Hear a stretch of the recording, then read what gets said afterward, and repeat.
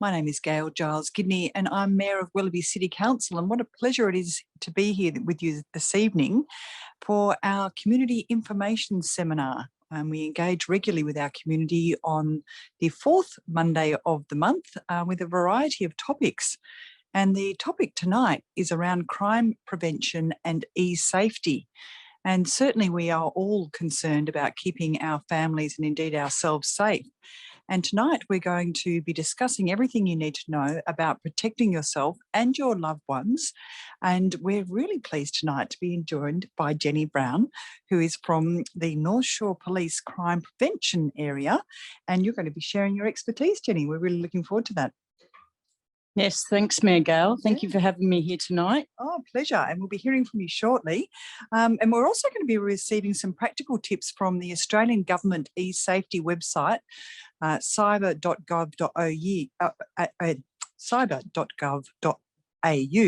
about how to protect your devices and prevent cybercrime.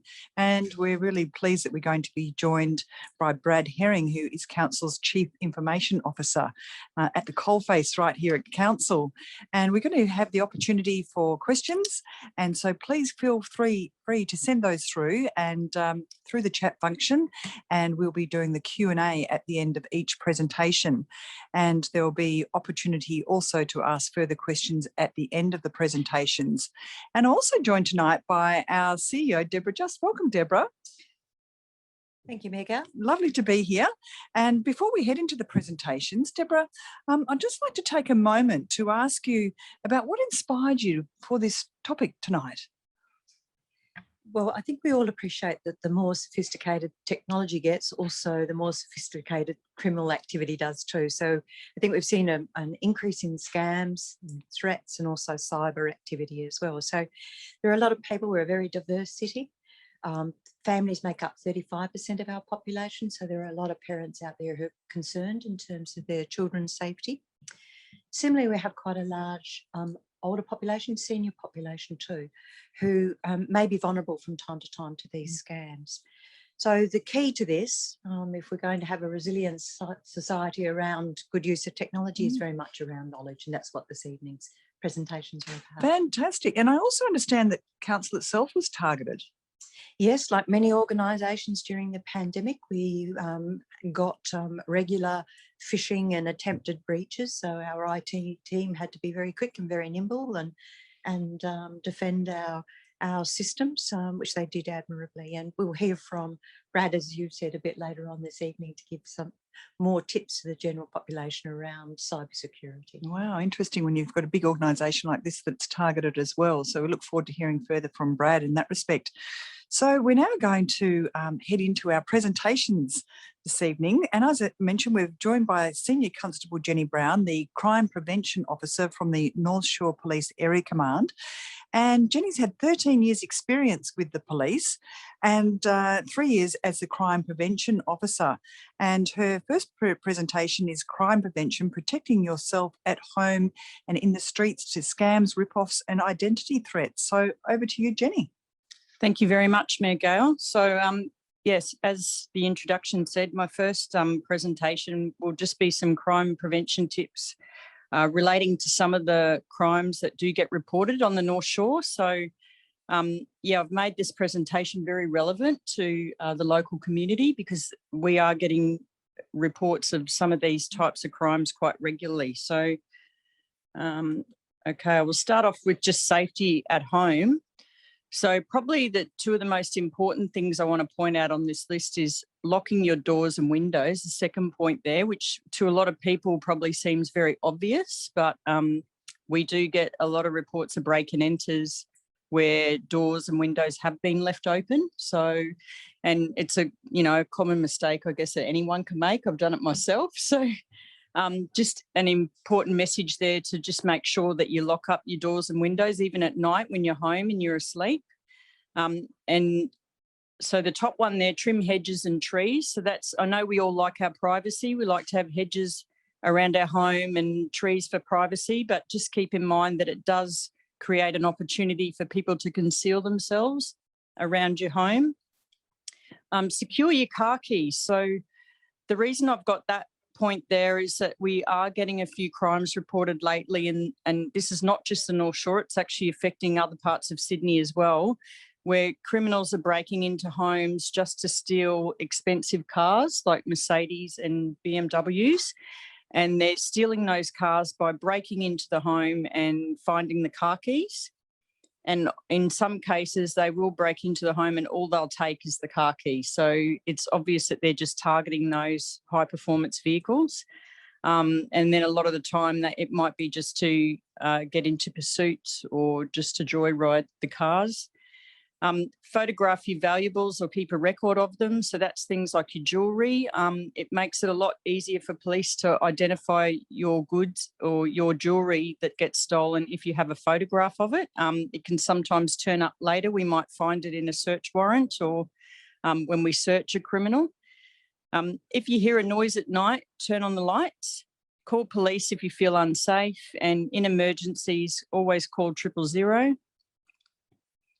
Okay, just safety while out. So as that picture there suggests, it's always important to be very observant of your surroundings. Carry your bag or wallet in front of your body or close to your body. Secure your bag in the car before loading the groceries. So there are cases people might get distracted, have their bag in the shopping trolley while they're loading the groceries. Someone or an opportunistic thief will come along and take it while they're not watching. Just a personal safety thing, minimise your waiting time for trains or buses, and use a busy train station or bus stop, which, you know, generally isn't a problem in Chatswood, I don't think. So motor vehicles. So this is a common crime that gets reported a fair bit to us, is theft from motor vehicles. So important to make sure you don't leave any valuables in your car, particularly wallets, laptops. Okay, and then get your keys ready before you reach your car. So that's, again, just a personal safety thing. When you're heading to your car, to have your keys ready. You don't want to be fumbling around for your keys at night. Okay, I'll move on to identity theft and fraud. So this is probably, I think, not as common this year, I've found, but back pre-COVID, 2019, we were probably getting at North Shore Police about 5 reports a week of identity theft. So, and that's just residents of the North Shore.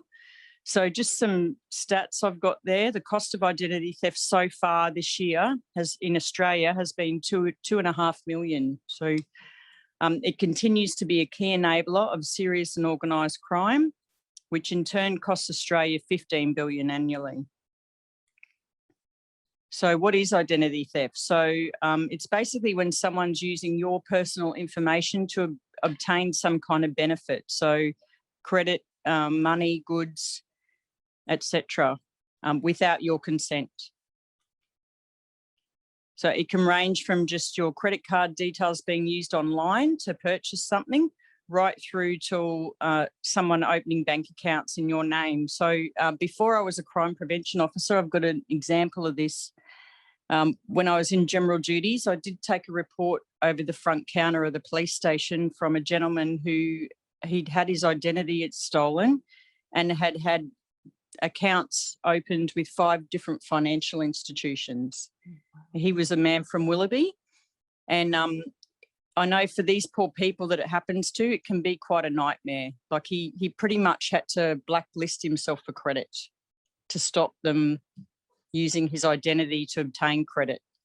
So yeah, it makes it very difficult for people to obtain credit once they've had their identity stolen, and to you know, it involves like hours of signing stat decks to get out of the debt that can be caused. So yeah, it's a very big headache for people.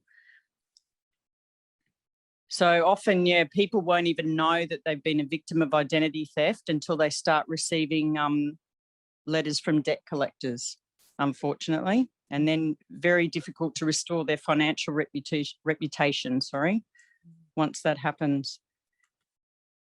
So how does it happen? So they can steal your wallet or purse, which contains a lot of your personal information on your license, your credit cards, your Medicare cards. Your home or car could be broken into and personal documents stolen. Probably the most prominent one there is that your mail can be stolen from your mailbox. So this happens a lot. We're getting a lot of criminals stealing mail from people's mailboxes, and then they're selling identity documents onto criminal syndicates, which are then adopting people's identities. So they can you can have your personal details obtained over the internet as well, which I'll explain a bit later how that can happen. So mail theft. So there are some ways or some things you can do to prevent mail theft. So lock your mailbox. A lot of the standard locks that are on apartment building mailboxes are not really very good because the criminals have a master key for those. So it's not a bad idea to actually get another lock on your mailbox if you live in a large apartment block, and don't just rely on the standard lock that you get with your mailbox. Clear your mailbox daily. Collect your credit cards from the bank rather than having them mailed to you if you can. Have your mail held at a post office or collected by a friend when you go away. And parcels, have them delivered somewhere secure or to somebody. So this is another thing that's on the rise, it seems, is parcel theft. So there's a lot of people taking advantage of the fact that people are having parcels delivered, and they may sit there all day before they get home from work. And it's probably very opportunistic. People walk past, they see the parcel, they take it. So important to try and secure your parcels. Okay, scams. So according to ScamWatch, in 2020 in Australia, $175 million was lost with scams. A lot of scams reported majority of scams reported that they used phishing. And scammers actually are very good at what they do, particularly the ones on the telephone that call you. They're friendly, they're very confident, they're professional, they come across as being very legitimate, and they prey on your emotions such as hope, greed or fear. So they're very clever. So current top scams in Australia, investment scams. So that's basically like people convincing you to invest in things that aren't legitimate. Dating and romance scams. So I think there's a slide explaining that later. False billing, which I'll explain later. Remote access scams, threats to life, arrest or other, identity theft, and online shopping. So dating scams. So the scammers basically create a fake profile and build a relationship with someone using that fake profile. And I have actually, back in general duties, took probably the worst one I can recall, a dating scam, was a poor lady who'd lost about $60,000. Yeah, because she had she met a guy on one of those dating websites. He probably wasn't who he said he was, I imagine. And then she got, and he actually, like, I saw the series of emails that were between the two of them, and this guy or this person basically groomed her over a period of months and convinced her that they had a kind of relationship going. And that, you know, he promised that he would come to Australia one day and meet her and they could be together. And then one day he sent her an email saying, I'm stuck in Africa somewhere. I've got some big problem. There's always some big problem that they need money for urgently, and convinced her to send money to him in Africa via Western Union. And then, yeah, it turned out to be a scam. So very heartbreaking for the lady, not to mention the financial loss, but also the I guess, emotional effect it has on people. So threat and penalty scams. So I think probably a lot of people have had one of these, a call from the ATO, or the ATO, not really the ATO, saying that you have a tax debt, and if you don't pay it, the police are going to arrest you. Yeah, it's a scam. Don't believe it. And the Chinese embassy scam, this is actually one that's been targeting Mandarin-speaking people. It's a recorded message in Mandarin warning that they have to pay money or they're going to be reported to the Chinese authorities and deported back to China. So online shopping scams.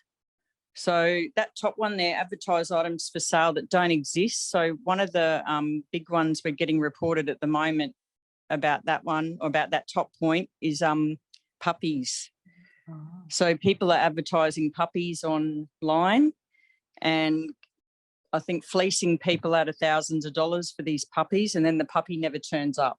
They promise to send it from interstate. They're usually in Western Australia or somewhere far away.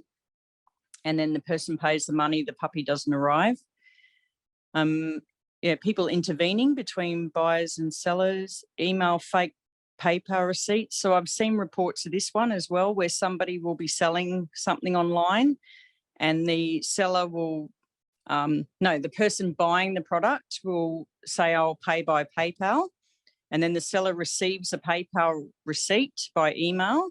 So they send out the goods and the paper, and the email turns out to be fake. So the safest way to get around that one is probably to don't just go on the email receipt you get from PayPal. Actually go in and check your PayPal account and make sure that the money has gone into your account. And then fake retailer websites is just another one. So things to be wary of if you're shopping online. Now, this one is really on the rise at the moment too, the business email compromise.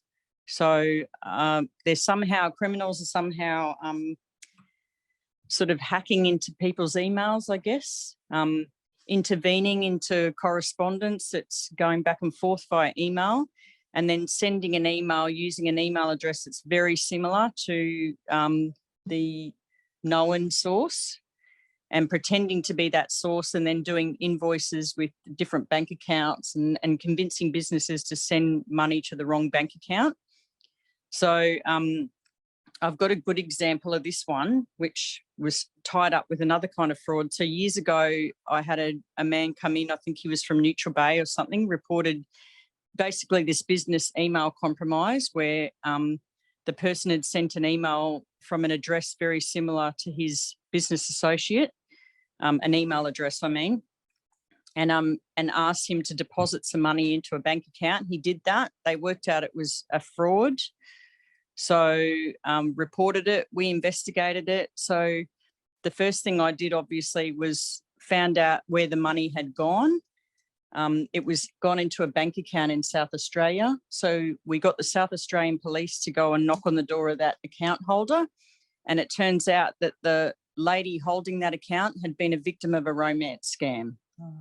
And she basically met a guy on a dating website, and he had said to her, oh, I'm going to send you, one of my friends is going to send you some money into your bank account, and I need you to then transfer the money overseas, basically, which she did. Yeah. And she was just basically a what do we call it? Well, she was just being used really as part of the scam. And the poor woman ended up having all the bank accounts frozen, and because the bank obviously thought she was involved, but yeah. So I'll just go back. Yeah, employee impersonation. So this one's been reported to us as well, where they will actually contact a staff member of a particular organisation, pretending usually to be the boss, and asking that staff member to buy usually iTunes cards or something like that. And it'll turn out to be fraud or a scam. So Jenny, you might notice the staff are laughing over there because it did actually happen to us. Oh, okay. Receipt of an email from me requesting iTunes gift cards. Oh, really? Oh, there you go. so we've actually had that one play out here. Yeah, well, fortunately caught early. Yeah, well, I've actually seen a few reports of it, and one poor girl maxed out I think the company credit card that she was given, and then when the boss, who she thought was the boss, was asking her to buy more iTunes cards, she went and used her own credit card. Oh, no. She obviously wanted to keep the boss happy. Yeah. And yeah, it was just a big scam, poor girl. Mm. So phishing scams, so that's just attempts by scammers to trick you into giving out personal information, such as your bank account details. They'll appear genuine and will appear to come from a legitimate source. So I think I've got an example on the next slide. So here is an example of just an email, dear customer, and it appears to be from a bank. During an automated an automated audit on this date, we discovered discrepancies in your account. And then they'll say, you know, click on this link to verify the information. And then when you click on the link, I think our IT expert over here can probably explain better what's happening there, but I think you're basically introducing some kind of spyware or malware into your device or computer when you click on that link. So yeah, just be aware of any links in any unsolicited emails. Protect yourself. So treat your personal information like it's cash. Shred your documents. Secure your personal information at home. Don't leave personal documents in your car, and cut up all your old credit cards. Don't be coerced into signing or paying anything immediately. So always take your time and verify who you're dealing with. Read everything carefully and beware of unusual payment methods. So I just want to point out that there's nothing wrong with iTunes or Western Union. They're perfectly legitimate businesses, but they do get occasionally used in fraud. So if someone's requesting payment via either of those, it's probably good to be a bit vigilant. So keep track of your finances. So this is probably an important one if you're ever unlucky enough to notice that your mail gets stolen. Mail theft is often a precursor to identity theft. So if you do notice mail stolen, it's probably a good time to start doing things like regularly checking your statements and your credit reports as well. Be wary of organisations cold calling or sending emails with links. So this is usual cyber safety that hopefully a lot of us are doing already, changing passwords regularly, using latest protection software. Be careful of unsolicited emails and attachments and links. Don't provide personal information to unverified sources. And just to report crime on the North Shore, there's a number there for Chatswood Police Station, the police assistance line. You can report crime as well. We now have a New South Wales Police community portal where you can report crime or some types of crime online, always in an emergency, ring 000. Please don't go online to that site. Scam Watch, if you find yourself being scammed, if there's any financial loss in a scam, you should report it to the police. If there's no financial loss, then report it to Scam Watch. Cybercrime there, identity, if you are a victim of identity theft, ID Care is a good website to visit. Okay, and time for questions. Yeah, really good information. Thanks, Jenny, and great to highlight some of those situations that you can get yourself into. I'm just wondering, and it's happened to me, that you aren't paying attention and you open an email and then next thing you know, you've clicked on a link. What do you do besides panic? Not panic. What do you suggest in that instance where you've actually unwittingly opened a link and you think afterwards? If you do think it could be malicious, it's probably good to have an IT expert come in and examine your device or computer for viruses. Right. Yeah, just to make sure that you haven't linked. Yeah. Unwittingly. And that's another reason why it's always good to make sure you've got all the protection software there already. Right. Because hopefully that'll give you some protection from viruses. Yeah, prevention's a really good idea to start off with. And what about sometimes you get an email and you're not sure if it's legit or not? How do you determine whether or not it's a legitimate email address? Well, I think you can call the person that it's from or that they're posing to be from. Actually, I've got a good example of this only this morning. Yeah. My mum, I was talking to my mum on the phone. She received an email from her local Woolworths and it actually said, "Hi, this is from Sam Jones or something, your local Woolworths manager from Woolworths and the suburb that she lives in, that my mum and dad live in." So the first thing she did, she just thought, oh, this looks sus. So she rang the local Woolworths and said, "What's the name of your manager? And is this your manager?" And they said, "No, we've never heard of him." So, and that email was actually saying something along the lines of that she had some, I think it was some credit or something like that. And obviously there was a link there for her to click on, which she didn't, luckily. So, so you can always call the people that if it's pretending to be from a bank or from another a supermarket or something, just call them and ask them and Mm. verify it, Yeah. I guess. Yeah. I've also noticed sometimes if you get an email from an organisation and then if you click on the full details of the address, it bears no bearing to the Yeah. bank or whatever. It's got some random. That is another way. You can hover the mouse over Yeah. the email address and see if it looks legit or not. Yeah. But I'm probably giving a less technical explanation for the less tech savvy people out there would be just to make a phone call. Yeah, which is really helpful too. I know I've got a friend who's got elderly parents and they're being scammed. The old Nigerian, we're going to find an lottery inheritance for you. Inheritance. Yeah, and they've lost so much money. It's Oh, not no. funny. Yeah. So is there any help for the elderly or any tips for the elderly, do you think, that you can offer if you're worried about your parents being scammed? Yeah, well, always verify who you're dealing with, and if it sounds too good to be true, it probably isn't true. Yeah, and sometimes So- it's difficult to convince the elderly that And- they really don't have a brother in Ireland that's going to send $500,000. Yeah. Yeah, it's a very tricky one, isn't it? And from your experience with the police, what are the most reported situations where people have experienced thefts outside the home, and what should we be wary of there? Well, thefts outside the home, I'd probably say theft from motor vehicle Right. is one of the highest types of theft. I know things like robberies where you get that's actually quite rare on the North Shore. We don't get too many reports of that. In fact, most of our robbery reports are young kids robbing other young kids Oh, really? of their phones or their shoes or their nice clothes.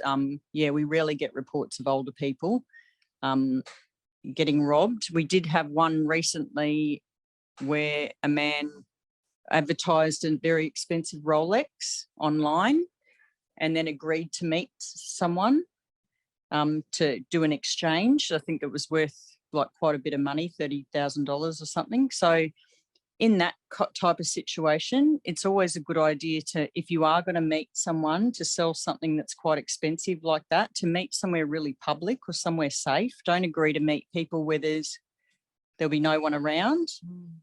And obviously you don't want to get that property out and be showing it to anyone until you can sort of establish that they're a legitimate buyer and that they've got the cash there to pay for it. And yeah, it's a bit of a minefield, isn't it? so that's probably the main case, Gail, where we get robberies like that reported, is usually people selling stuff online and then agreeing to meet someone somewhere to do the exchange, and then the people will turn up and just basically snatch it and run off. Right.